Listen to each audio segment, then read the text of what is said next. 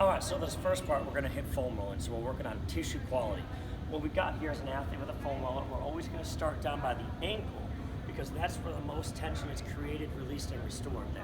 So we wanna start where tension's held the most, down by the foot. So we'll start with one foot on top of the other. The athlete's raising themselves up off the ground so we get extra pressure in that area. Now what I want them to do is roll about 2 inches up, 1 inch down. 2 inches up, 1 inch down. 2 inches up, 1 inch down. And that's gonna be how we start to cover the full length of the muscle. We wanna go nice and slow because the deeper and the longer you can get tension put into the muscle, the better it's gonna be to kind of start releasing those knots. So after we've hit the ankle, then we're gonna move up to hamstring. So now we're right underneath the knee, we're working all the way up to hip. The same rules still apply, 2 inches up, 1 inch down, 2 inches up, 1 inch down. After we've got the hamstring done, we'll go ahead and sit on it, and we're gonna get our glute. I'm gonna ask the athlete to cross an ankle on top of the knee and lean where their knee's pointing. That way we can expose some of the hip musculature better, the piriformis and some glute muscles, so we can dig into those with a better chance of releasing some tension. After that, we're gonna go IT band. So the athlete's gonna do a 90-degree turn. Top leg's gonna come all the way over and rest on the ground. And now we're working our way down the muscle fibers, going 2 inches down, 1 inch up, 2 inches down, 1 inch up.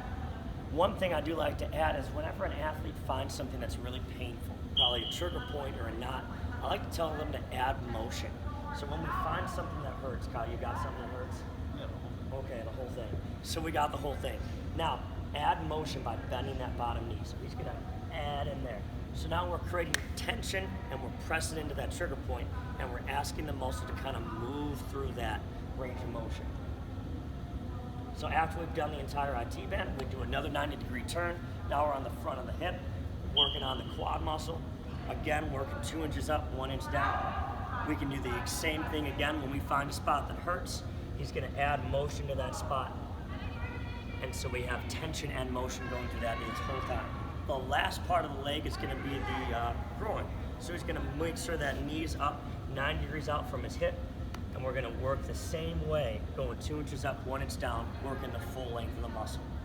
Now normally, we would flip, get the other side.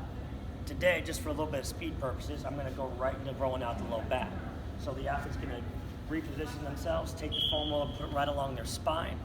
I want the athlete to give themselves a big hug, and we're gonna roll all the way up and down the full length of the back. Now, as we're going here, an athlete can lean to one side, lean to the other side. You wanna find ways to dig in and really get some pressure into the muscle fibers. And so he might roll to the right a little bit, might roll to the left a little bit. Then the last major part of a foam rolling session I wanna hit is gonna be our lat. What I want him to do is put the foam roller right underneath his armpit, extend this arm out, and then turn his palm up. That helps expose the lat better.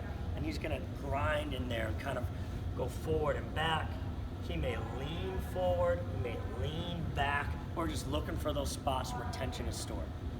Thank you. Part 2 of our warm-up sequence is the lengthening and positioning section. So here we're trying to, now that we've released tension from the muscle, now we're trying to restore those length-tension relationships that the fibers should have, and we're trying to position the joints back in their appropriate spots. So we're gonna start out with a half-kneeling ankle mode. So here the athlete's gonna take a half-kneeling stance, 1 foot's on the yard line. He's gonna grab his ankle with both hands, and then his goal is to leave his foot flat and push his knee out over his toe. And we're gonna hold it out there. So come on out, hold it, 3, 2, 1, back, push out, 3, 2, 1, back. Good, so the goal here is leave the foot flat, push the knee out over the toe. We're looking to get a real good stretch in that low soleus and calf musculature area. Now, flip on your back. We're gonna go knee grab to hamstring. So here we're looking for a good way to get the hamstring stretched out, ready to go. So I'm gonna have 2 hands underneath the knee, pull the knee in tight to the chest, then extend the knee out. Good, 1, ready, in, extend, 2, in, extend, 3. So here's a great way of stretching out the hamstring and getting some good length back in that area. Now, we're gonna go crossover glute. So, he's gonna go ahead and put one knee on top of his foot, and we're gonna let that foot fall flat. Yep. Now, with that free hand on that side, he's gonna grab his knee and pull it into the turf. At the same time, we're working to keep his shoulders flat so he doesn't rotate and start pulling off the ground. So he's now getting a great stretch on that glute side right there. Normally we'd hit both sides for all three of those drills. The last one we're gonna do is an upper body shoulder mobility exercise. So we'll pop up. This is an upper body CAR, or a controlled articular rotation. So what we're doing here is he's gonna get great posture. This arm's gonna be locked out and there's gonna be tension in the shoulder. That helps keep us stable. Now with his free hand, we're gonna start down by the pocket and we're gonna slowly start going all the way up. As he gets above his head by his ear, he's gonna flip his thumb and keep coming back. His goal is nice and slow, trying to open up his chest and his shoulder as much as possible without compensating, meaning without turning his hips, turning his shoulders, or losing tension in this area right here. Now the last part of our stationary warm is going to be an activation series. And so here we're looking at warming up and activating the muscles that we're going to be using in the lift to come. So I want to start off with, we'll use a big band. We'll go overhead squat first. It's a challenging position and it helps groove and prep the squat motion. What I want him to do is lock his arms out long, standing on the band. He's going to perform a perfect squat by sitting his butt back, keeping his chest up. Good. We perform it for reps. We can go on cadence. Down. 1. Down. 2. Good. Relax. Now, we're going to go right into good morning. So the band's going to go right on the back where his shoulders meet his neck. His hands are going to be grasping on the band. Now, all I want him to do here is knees slightly bent. He's just focusing on pushing his hips back. So go ahead and drive your hips back and slide forward, squeeze your butt at the top. So here we're working on warming up spinal erectors, your posterior chain, getting your glutes working and your hamstrings ready to go. Finally, just take that thing off, cross it right in front of you and hold it up high. We're gonna go a crossover walk. So if we can just face this way for me now. Knees are gonna be slightly bent.